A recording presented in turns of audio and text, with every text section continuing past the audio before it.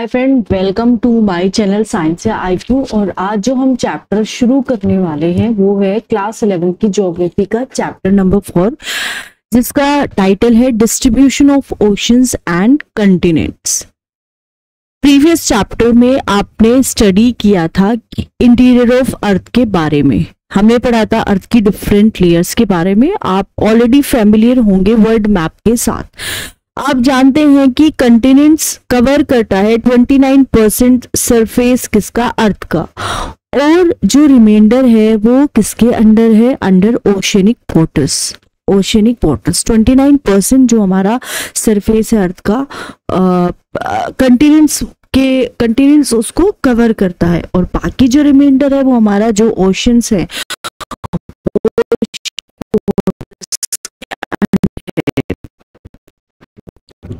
Position जो ocean bodies की as we can see in map have not been the same in the past. जो position है continents की वो same नहीं है, जैसे पास्ट में थी ऐसी नहीं है। मोreover it is now a well accepted fact that oceans and continents will not continue to enjoy their present position in time to come. If this is so, the question arises, what were their positions in the past? Why and how do they change their position? Position उनकी past में क्या थी, और वो अगर अपनी position change, हमें लगता है कि पोजीशन चेंज हुई है कंटिनेंट की, तो वो किस वजह से हुई है, क्यों वो अपनी पोजीशन को चेंज करते हैं। Even if it is true that the continents and oceans have changed and are changing their position, you may wonder as to how scientists know this. How have they determined their earlier position? You will find the answers to some of these and related questions in this chapter. आप पढ़ेंगे। अब हम बात करते हैं Continental drift के बारे में कि ये जो कंटिनेंटल ड्रिफ्ट है वो एक्चुअली में होती क्या है। Okay, observe the shape of the coastline of the Atlantic Ocean. जो Atlantic Ocean है उसकी shape को observe करो। You will be surprised by the symmetry of the coastline on either side of the ocean. Symmetry जो है उसकी coastline की either side पे ocean की, उसकी आप surprise होंगे symmetry को देख के। No wonder many scientists thought of this similarity and considered the possibility of the two Americas or Europe and Africa to be once joined together. उनको ये लगा था कि ये जो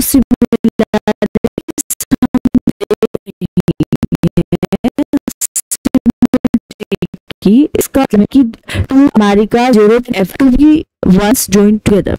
दो अमेरिका जो है, नॉर्थ अमेरिका है, साउथ अमेरिका है, यूरोप है, अफ्रीका है, वो कभी एक साथ ज्वाइन थे। From the known records of the history of science it was Abraham Ortelius, a Dutch map maker, who first proposed such a possibility as early as 1596 में। ये possibility हमारे पास हमारे सामने आ गई थी। ऑलराइट, अब ये जो possibility है ये एंटोनियो ने एक मैप को ड्रू किया था 3 कॉन्टिनेंट का एक साथ। However it was Alfred Wegener, he was a German meteorologist who put forth a comprehensive argument in the form of continental drift theory. Okay, so 1912 में this was regarding the distribution of oceans, कि how oceans and the continents are distributed. According to the Wegener, all the continents formed a single continental mass. So जितने भी continent है they were part of a single continental mass and mega ocean, and there was one very large ocean surrounded the same, that was surrounding the continental mass. This supercontinent, it was named as Pangaea. It was named as Pangaea, which meant all earth. Pangaea का मतलब होता है all earth. Mega ocean was called Panthalassa. ये जो mega ocean है उसको पैंथेलेसा नाम दिया गया था, meaning all water. He argued that around 200 million years ago the supercontinent Pangaea began to split। 200 साल पहले ये जो सुपर कॉन्टिनेंट था वो बिगैन हुआ, स्प्लिट, उसने it began to split. Pangaea first broke into two large continental mass। दो large continental mass में पहले ये ब्रेक हुआ Pangaea, जिसका नाम था Laurasia and Gondwana land, forming the northern and southern components respectively। Subsequently, Laurasia and Gondwana land continued to break into various smaller continents that exist today। So, a variety of evidence was offered in support of the continental drift। some of these are given below। अब हम बात करते हैं continental drift के बारे में। Evidence क्या है इन support of the continental drift? Matching of continents, jigsaw fit. ये जो शोर लाइन है अफ्रीका की और south America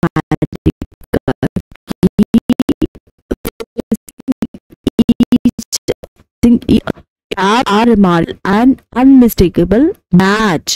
It may be noted that a map produced using a computer program to find the best fit of the Atlantic margin was presented by Bullard in 1964। जब आप Africa की south America की shore line को देखेंगे तो आपको ये पता चलेगा कि एक इसमें रिमार्केबल और अनमिस्टेकेबल मैच है, right. It may be noted that कि ये जो मैप जो प्रोड्यूस हुआ है ये एक कंप्यूटर प्रोग्राम से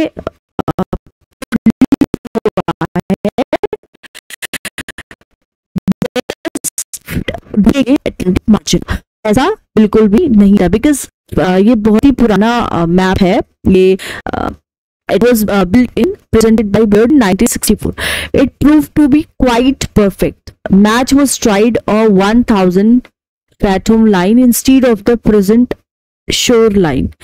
तो rocks of same age across the oceans। Radiometric dating methods ने ये डेवलप किया है कि जो रीसेंट पीरियड है उसने फैसिलिटेट किया है correlating the rock formation from different continent across the vast ocean. Belt of ancient rocks of 2000 million years from Brazil coast. अगर हम ब्राजील की कोस्ट से 2000 मिलियन ईयर्स ओल्ड एक रॉक को लेके आए तो वो मैच करती है उस रॉक के साथ जो कि वेस्टर्न अफ्रीका में पाई जाती है।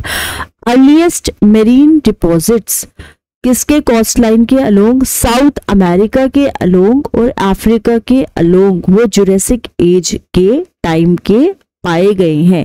ये क्या सजेस्ट करता है कि ocean did not exist prior to that time. उस वक्त ये ओशन एग्जिस्ट नहीं करते थे। Now next topic is satellite. It is the sedimentary rock formed out of deposits of glaciers। जब ग्लेशियर्स के डिपॉजिट होते हैं तो एक रॉक्स पाई जाती है जिसको हम टिलाइट बोलते हैं, जो एक सेडिमेंट्री रॉक होती है। Gondwana system of sediments from India is known to have its counterparts in 6 different land masses. जो गोंडवाना सिस्टम है, गोंडवाना सिस्टम जो है सेडिमेंट्स का इंडिया से, ये माना जाता है कि इसके 6 डिफरेंट लैंड मासेस में काउंटर पार्ट्स हैं। सदर्न हेमिस्फीयर के बेस पे सिस्टम के पास थिक टिलाइट है जो इंडिकेट करती है एक्सटेंसिव और प्रोलॉन्ग्ड ग्लेशिएशन। काउंटर पार्ट्स इस सक्सेशन के वो अफ्रीका में पाए जाते हैं, फाकलैंड में आइलैंड में पाए जाते हैं, मडागास्कर में भी है, अंटार्कटिका में भी है, ऑस्ट्रेलिया में भी है। ओवरऑल रिजेम्बलेंस जो है गोंडवाना टाइप सेडिमेंट्स का क्लियरली डेमोन्स्ट्रेट करती है कि ये जो लैंड मासेस हैं they had remarkably similar histories. Glacial tillite provides करता है अनएम्बिजियस एविडेंस किसका, पैलियोक्लाइमेट्स का और किसका, ड्रिफ्टिंग कंटिनेंट्स का, कि कहीं ना कहीं कंटिनेंट्स पास्ट में ड्रिफ्ट हुए हैं। प्लेसर डिपॉजिट्स क्या है, जब एक अकरेंस होती है रिच प्लेसर डिपॉजिट्स की, गोल्ड का हो किसमें, घाना कोस्ट में, और एब्सोल्यूट एब्सेंस है सोर्स रॉक का इस रीजन में, यानी कि घाना कोस्ट जो है, घाना कोस्ट में एक अकरेंस पाई गई है रिच प्लेसर डिपॉजिट्स की। Gold bearing veins are in Brazil. जो गोल्ड बेरिंग वेन्स है वो कहाँ पे, ब्राजील में। और ये ऑब्वियस है कि गोल्ड डिपॉजिट जो है घाना के, वो कहाँ से डिराइव्ड है, ब्राजील प्लेट्यू से, जब दो कंटिनेंट साइड बाय साइड ले करते थे। डिस्ट्रीब्यूशन देखते हैं फॉसिल का। जब आइडेंटिकल स्पेशीज जो है किसकी, प्लांट्स की और एनिमल्स की, adapted to living on land, identical species ने अडेप्ट कर लिया था लैंड पे रहने के लिए या फिर फ्रेश वाटर में रहने के लिए। ये फाउंड है, कहाँ पे पाई जाती है, on either side of the marine barriers. A problem rises regarding accounting for such distribution. Observation ये है कि लेम्यूर्स कहाँ पे पाए जाते हैं, इंडिया में, मडागास्कर में, अफ्रीका में, and Africa led some to consider a contiguous landmass Lemuria, linking these three landmasses. Mesosaurus एक स्मॉल रेप्टाइल था जो अडेप्टेड था शैलो ब्रैकिश वाटर को। स्केलेटन इस रेप्टाइल के वो कहाँ पे पाए जाते हैं, दो लोकेलिटीज में, एक तो सदर्न केप प्रोविंस में साउथ अफ्रीका की, और दूसरा इरेवर फॉर्मेशंस में ब्राजील के। ये जो दो लोकेलिटीज है वो प्रेजेंटली 4800 किलोमीटर अपार्ट है और उनके बीच में अब कोई भी ओशन नहीं है। Okay, next is force for drifting. Okay, Wagner ने सजेस्ट किया था कि मोमेंट जो रिस्पॉन्सिबल है ड्रिफ्टिंग के लिए किसका, कंटिनेंट्स का, वो किसकी वजह से कोज था, वो कोज था एक पोल फ्लीइंग फोर्स की वजह से और टाइडल फोर्स। दो फोर्स रिस्पॉन्सिबल थे जिसकी वजह से कंटिनेंट्स आपस में एक दूसरे से अपार्ट वो चले गए। पोलर फ्लीइंग फोर्स रिलेट करता है रोटेशन से अर्थ के। जब अर्थ रोटेट होता है तो एक तरह की फोर्स ऑपरेट करती है, होती है, जनरेट होती है, जिसको हम बोलते हैं पोलर फ्लीइंग फोर्स। आप अवेयर होंगे इस फैक्ट के कि अर्थ एक परफेक्ट स्फीयर नहीं है, इसके पास एक ह्यूज बल्ज है इक्वेटर पे। ये जो बल्ज है ये किसकी वजह से है, अर्थ के रोटेशन की वजह से। सेकेंड फोर्स जो सजेस्टेड था, वेगनार ने जो सजेस्ट की थी, वो थी टाइडल फोर्स। ये किसकी वजह से है, अट्रैक्शन की वजह से। किसका, मून का जो अट्रैक्शन होता है, मून अट्रैक्ट करता है अर्थ को अपनी तरफ। And the sun that develop tides in oceanic waters, जो डेवलप करता है, अट्रैक्शन होता है किसका, अर्थ का एंड मून का एंड सन का, जो डेवलप करता है टाइड्स को किसमें, ओशनिक वाटर्स में। जब टाइड अट्रैक्ट करता है अर्थ को अपनी तरफ, तो आपने देखा होगा कि जब टाइड्स आते हैं ओशंस में, वो किस वजह से आते हैं, वो इसी वजह से आते हैं जब टाइडल फोर्स लगती है।